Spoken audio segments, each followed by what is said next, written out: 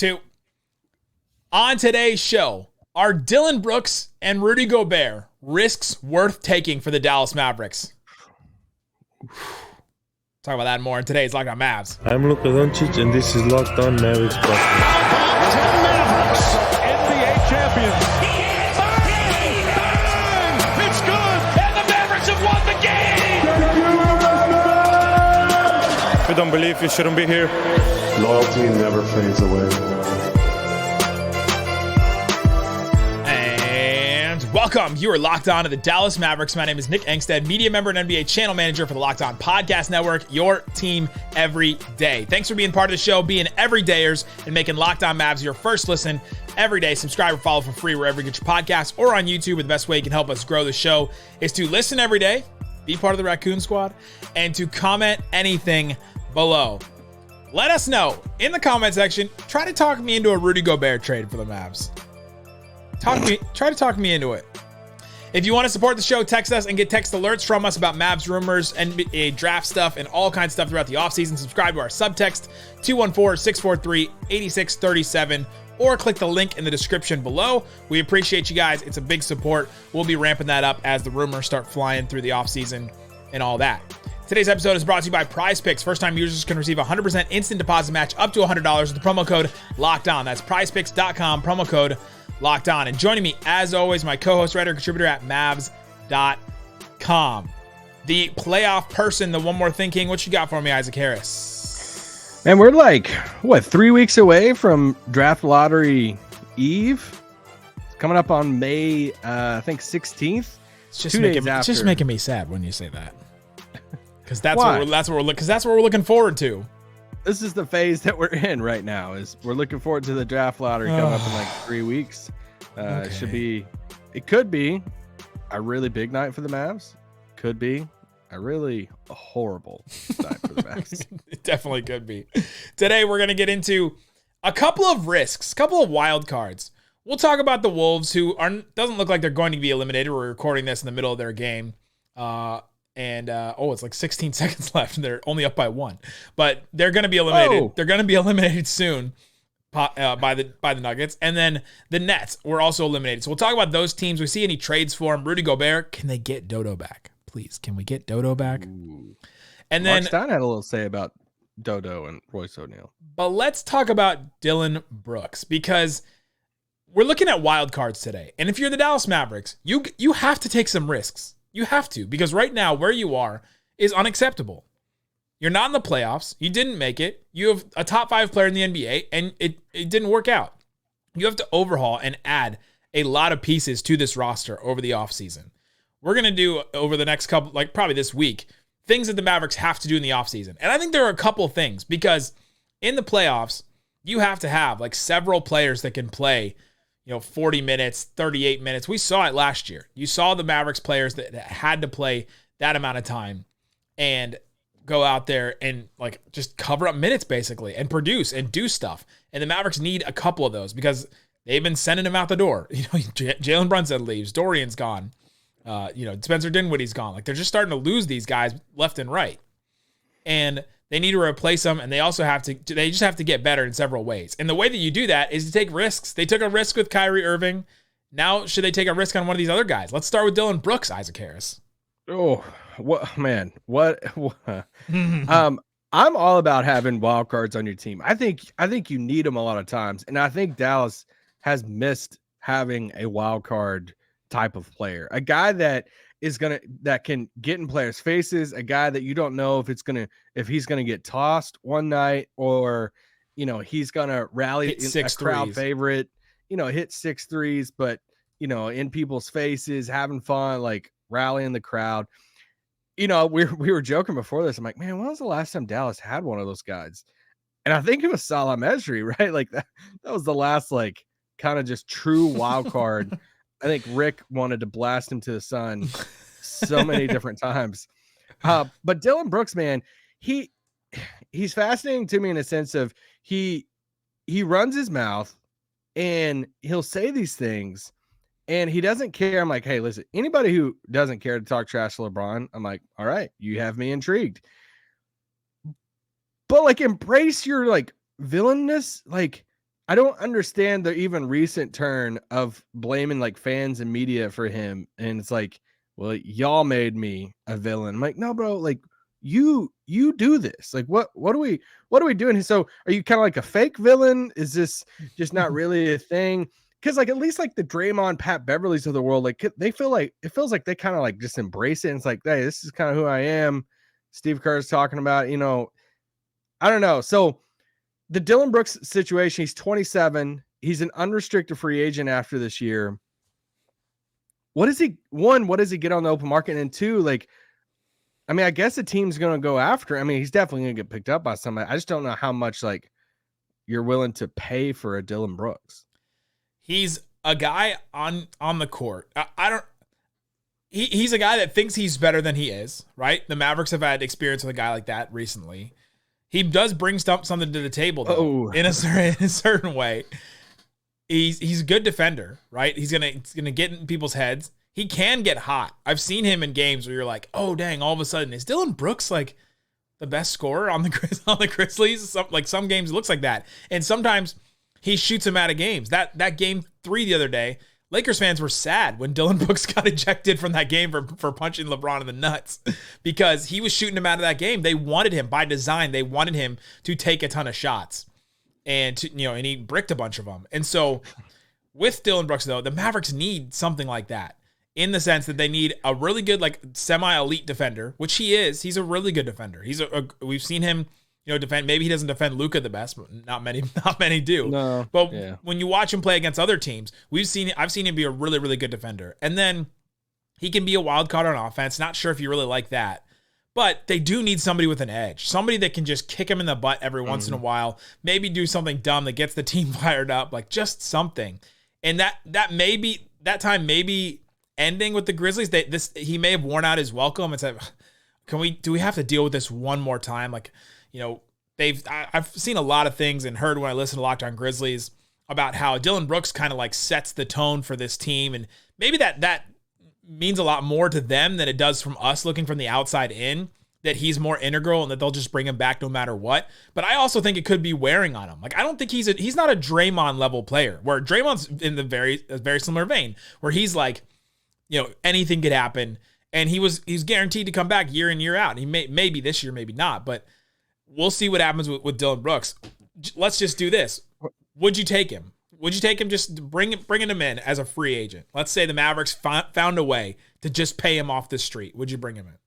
Yeah, I would.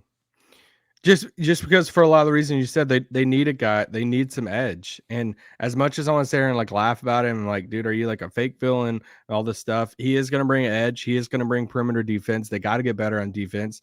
He's kind of like that middle level. Like, he's not as good as Draymond, to where like Draymond's antics, you're like, seriously, that just happened. But then he's playing insane defense, at the end of that, game 4 the other night. You're like, all right, well, that helped him like win this game, basically.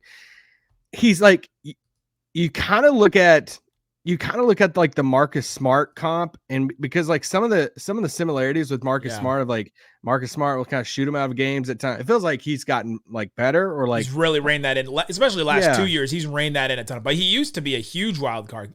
Coming out of Oklahoma State, we thought that he was going to be like this really good point guard, get his own shot, set everybody up guy, and he's not necessarily. So can somebody look at Brooks and say, hey, can you rein it in like Marcus Smart and learn that and go that path? And I think he would play well next to Luka. So it pains me to say it, because he's annoying to me right now, especially for a team that's done like nothing. They haven't been to a conference finals. That part kills me. But man, Dallas desperately needs a guy like that, and I would be down if they brought him in. They can't do it, to me. I don't think that this team can. Whoa, really? I thought you were just sitting there trying to convince me of it. No, I was saying the reasons why. This is my take. They can't do this. They cannot sign it, because I don't think this team culture wise can handle it.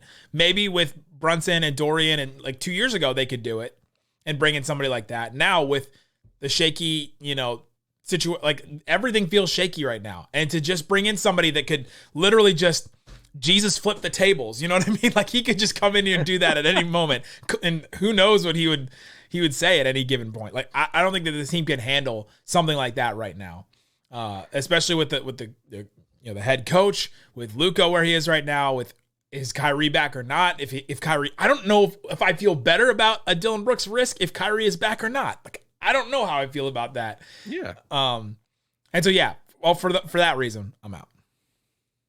All right. Well, I'm in, and yeah, I don't think I'm getting slammed in the comments. Here, they can't do it because he's also not professional. Like, he gets kicked out of games. I get it. He gets multiple like Luka and him would get the most technicals in the league by teammates since like the Jailblazers of Portland, like back with Rasheed Wallace. Like, get Draymond, get Dillon Brooks. If I have to pick, Dillon Brooks and Draymond can't be on the same team because of all the things Draymond said about him on his podcast, like that would just be be incredible. But anyway, Draymond's coming to Dallas anyway. So Isaac thinks they should take the risk. I'm out on it. Let us know in the comment section below. What do you think about Dillon Brooks? But let's talk about this next. Should they look into Rudy Gobert? Because maybe the Timberwolves decide to sell high-ish on him to recoup some assets and see that this isn't going to work because this is their team. They don't have any more big moves to make. Coming up next, let's talk about another player who punched their teammate. We'll talk about that coming up. But before we do, let me tell you about Prize Picks. Prize Picks is daily fantasy made easy. You can go see what's available on Prize Picks for you right now. Go ahead and check out points, rebounds, assists. There's NBA, there's MLB, all kinds of stuff. You pick 2 to 6 players and a more or less on their projection. So if I pick, let's say, Nikola Jokic, 26.5 points.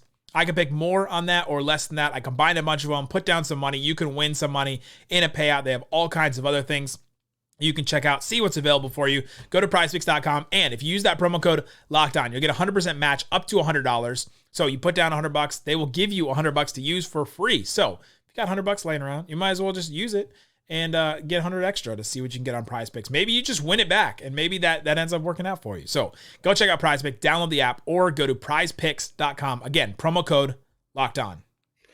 Nick, can I tell you about Nissan's most electric player of the week? Oh, dads do the ads. Let's go. Oh, dads do the ads. It's brought to you by the all-new, all-electric 2023 Nissan Ariya. And guys, you might not like it, but I'm giving it to Jalen Brunson. What? Ex-Maverick. I'm sorry. I have to. I've watched this Knicks Cavs series more than any series.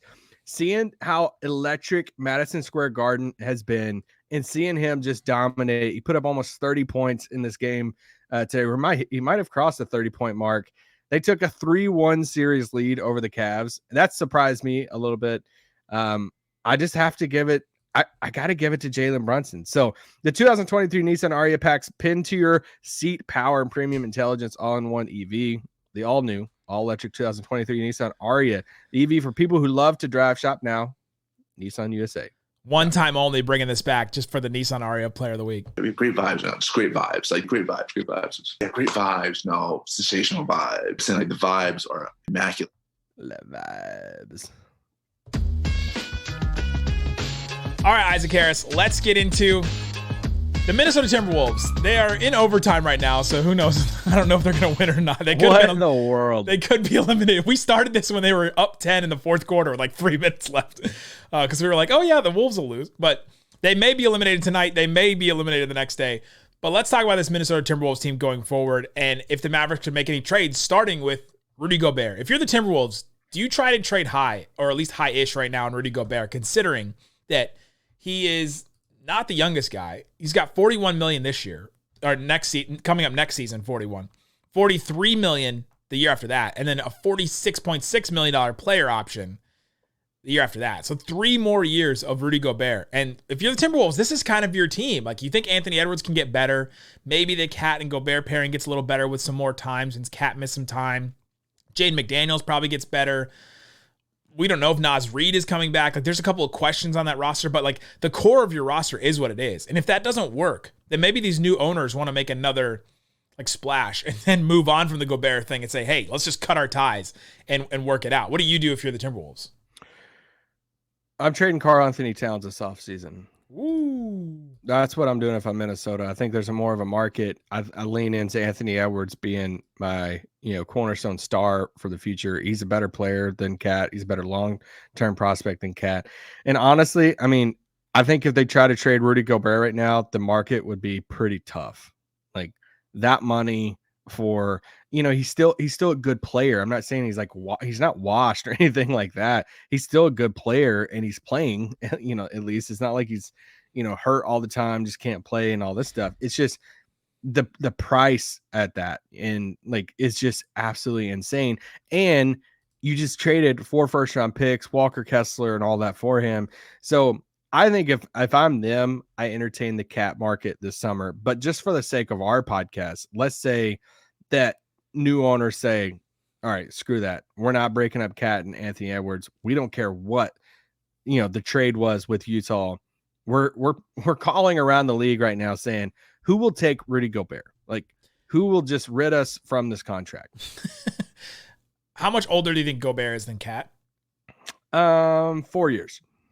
He is 3 years older. Towns is 28. Gobert is 31. That's a lot closer than I thought it was, to be honest. Yeah, that is true. Off the top of my head. But yeah, I mean, you're looking next year, if you're this team, you're paying $77 million out of $134 million cap just to your starting center and your starting power forward. And, an extension's coming up at some point. And you're looking up the year after that. So 2024-25, you're paying $93 million because Cat's extension will kick in. Oof. You're paying $93 million to starting front court players. That is brutal. And like you said, Anthony Edwards is going to have to get paid in 2024-25 because he'll be a restricted free agent. So if you look down the line and say, okay, maybe let's try and take advantage of a team that's super desperate like the Mavericks and try and trade them Rudy Gobert to just recoup some of our stuff to try again. Because we think Cat is good. He's been with the Timberwolves his whole career. Like, we would rather have him. Let's try and get maybe a center that can work next to him or a 4 that can work next to him and then bolster some of this other stuff around these guys. Yeah, or if they looked at the contract kind of like the Mavs did Porzingis last offseason or last year, and said, "Hey, how can we break this thing up? How can we break it up to 2 or 3 pieces and bring back another big?" But also, I mean, they have the Naz Reid thing too. Like, if they want to bring Naz Reid back, and try to bring some other wings in there, maybe another guard in there. Mike Conley's another year older, which I would be interested in Mike Conley if they. There was also a rumor that Tim Connolly, like their president of basketball operations for the Timberwolves, was going to leave.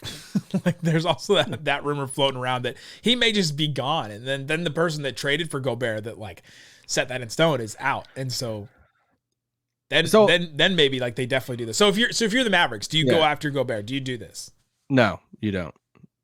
There's no world I do. Interesting. No. I think I'm more for this because I started looking. What Nick Van Exted? What is going on? You're willing to pay Rudy Gobert $41 million next year to block one shot and to catch a lob, and for him to punch Theo Pinson? No, I'm a little more for it. I'm not like completely no right off the bat. I don't think there's a scenario in which I would. Like none scenarios. The problem is their weakness is so weak at that spot that, and you start looking around like, okay, who are the guys that are potentially available that can protect the rim and potentially rebound? It's tough. It's Miles. You know who knows Rudy Gobert pretty well? Dennis Lindsey. Fair. Yeah, Dennis Lindsey just got hired by the Mavericks to be a consultant in the the front office, assistant not to official yet, but not official, but just got hired to help Nico Harrison out. He knows Rudy Gobert for sure. But I started looking around. I started going, okay, who can rebound? Who can rim protect? Who can switch on defense? And switch on defense is like, would be awesome if you could get it, because that's a player that can still play a ton in the playoffs, but it's not a prerequisite. These are the players I came up with that I think are gettable this offseason. Miles Turner, who I'm not even sure about if he's gettable. Jakob Poeltl, free agent. Mitchell Robinson, after the series, I'm not sure if he is now. And Rudy Gobert. That's it. Like, I started looking through other names like Steven Adams, Zubac, Robert Williams, Pascal Siakam maybe, Okongwu, Nick Claxton, Kevon Looney, DeAndre Ayton maybe gettable. Like, I just started looking through these names. I'm like, man, there's just nobody that fixes this hole the Mavericks have that they need so bad. All right, we got to continue this. They can't do it. Like, they won't do it. It's too much money. You can't pay Luka, Kyrie, and $40 million to Gobert. Like, it won't happen. I'm just saying. I was going to bring that up. That's $120 million for those 3 people. It won't happen. They can't do it. But I'm a little bit more for that if it fixes such a glaring hole this Mavericks team has like that. Which is why, again, I'm more for an OG Anunoby trade than like a Siakam trade because it just fixes such a big hole. So coming up, let's take a break. I got to ask more questions. Talk about Rudy Gobert. Should the Mavericks at least talk about or consider it? We'll talk about that coming up. But before we do, let me tell you about the Ultimate Pro Basketball GM game.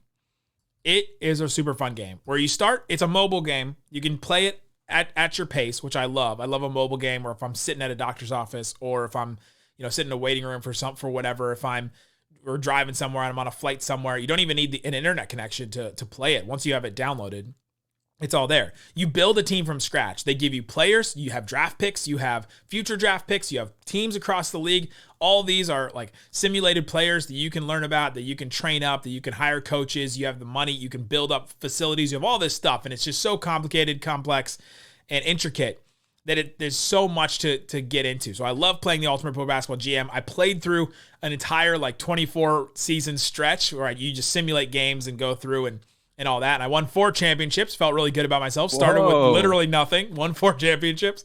Had a couple of MVP seasons for my player. So go check it out. There's a 100% free boost if you use the promo code LOCKEDON. That's all one word, all caps, locked on in the game shop. So go check it out. The Ultimate Pro Basketball GM game.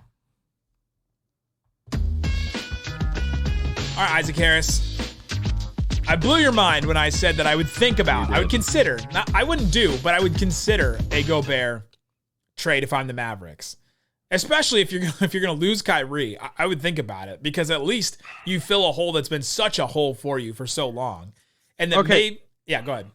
Well, here's my question, because I feel like we were talking last week and we were talking about potential trades and trades for bigger contracts, and you're like, I don't think we need like the third guy on a big contract because we're so many holes to fill. Yeah, they can't do it. And so like that's where my mind went to of. You would literally be paying these 3 players $120 million just for those 3. Luka's at 40 next year. Gobert's at 40. You're going to be signing Kyrie to a pretty dang big contract if he, decides to come back. You don't have any money left to surround him with anything. No, your team is your team at that roster. point. Your team is your team at that point. Maybe you get off of some other deals, but yeah, it can't happen. They won't do it, but I'm at least thinking about it. I think the reason why would you do a sign and trade Kyrie for Gobert if you get stuff back? What if you get a first back? Kyrie for Gobert? Yeah. No. You wouldn't even think about it. No. I'm so far out on paying that much money for a big that's not Jokic and Embiid. It's just really hard for me. The other problem with Gobert, $40 million. Another reason why the Mavericks won't do Gobert, I personally would think about it, but this team will not think about it because he can't play their defense. The defense that they want to play is the defense that gets Gobert kicked out of playoff games because they want to switch, they want to rotate, they want to all the he would be a great backline guy. They would have to change their defense all around for it. Yeah, and he would protect Luka and Kyrie on the perimeter. He would catch so many lobs, all of the stuff that he's had to deal with his entire career about not playing with a guy like, Luka or, a pass first point guard and all this stuff. It would just be in heaven for him. Right. We know that, but it's just too much money. I'm sorry. It's too much money. It does take everything the Mavericks had an issue with the last 2 years and makes it a strength. Rim protection, rebounding, all that stuff. Think about how much better the Mavs perimeter defenders would look with Gobert behind them. Yeah, and I mean, we talked about Dillon Brooks, and it's just does anybody like Rudy? Does anybody? At least Rudy's not getting. He got suspended for that one game, but at least he's not getting all the texts and getting kicked out of multiple games and things like that. He had the. I know, but does any who likes him? I feel like so many players across the league take shots at him. It feels like teammates have been weird with him. I just don't know who is buying Rudy Gobert jerseys or who is he hanging out with. I know one person that across is the league. David Locke. Our boss, David Locke, host of Locked On Jazz, the radio voice of the Utah Jazz. Very big Rudy Gobert stan. Have they started tracking Walker Kessler screen assist yet? I'm sure it's somewhere. Waiting for that rookie of the year. Do you think the Dennis Lindsey connection has would be a positive or negative for this move to be even looked at by the Mavs? I think whatever, like, let's say Minnesota, whenever Minnesota is out, and let's say, let's say the Rudy Gobert, like, rumors, whatever. Let's say hey, Minnesota, let's just say it came out next week. Minnesota will entertain the market for Rudy Gobert this offseason. I think we'll get an idea how Dennis Lindsay feels about Rudy Gobert pretty dang quick based off what comes out of Dallas. We'll see a Mark Stein Substack. We'll see a Tim McMahon tweet or something saying, expect the Dallas Mavericks to show zero interest in a Rudy Gobert trade, or the other way around. And that will tell me how Dennis Lindsay feels about it. Would you consider Cat? Yeah. I'm just not the biggest Cat fan. Yeah. I'm just not the biggest Cat fan, but I would consider it. Him and Luka on the same team would be kind of funny, but I mean, I don't think you can, because I don't think you can succeed in the NBA if if your center isn't really good defensively, and he's not Jokic. Like, I think Jokic is the only one who's at his level defensively and can also be good in the playoffs. Like, I just don't think it can work. So I'm probably more of that, but I just didn't want to get like, oh, now we're being picky about what talent. And it's like, I mean, I'm just not I don't have any property that I'm owning on Karl-Anthony Towns Island right now. Yeah. Those are tough questions. Let us know in the comment section who you agree with more. We didn't even talk about the Nets. We can talk about them. Let's talk about them real quick. So Mark Stein actually put in his Substack with the Nets being put out that he expects them to entertain offers for Royce O'Neal and Dorian Finney-Smith this offseason. The Nets have to make some decisions. The Nets have $146 million in salaries next year. The cap is at 134, so they're already above the cap. The tax line is 162. So they're $16 million away from the tax line without even considering Cam Johnson, who is a restricted free agent, and Seth Curry, whatever you want to put Seth Curry at. And the guy that I'm the most interested in on their team, who's going to be an expiring, Nick Claxton. Nick Claxton is also not? He's going to be an expiring. Like, it doesn't affect. I was going to say, he's signed next year, right? Yeah, he is. Okay, but I'm just talking about next year. $146 million in salaries. The cap is 134, and the tax line is 162. So they're like square in the middle of that. $16 million away from the tax with Cam Johnson's restricted free agency, and he'll definitely get at least $20 million. And so they're gonna go above the. So they got to make some decisions and shed some money. Yeah. Is it going to be Royce O'Neal, who's a non-guaranteed? So maybe they'll just cut him or try to trade him for like some seconds and cheap stuff. And that's where the Mavericks come in. They traded a first-round pick for him. Yes, before Durant's first trade request. Yes. And then Dorian Finney-Smith, who's making $13.9 million next year.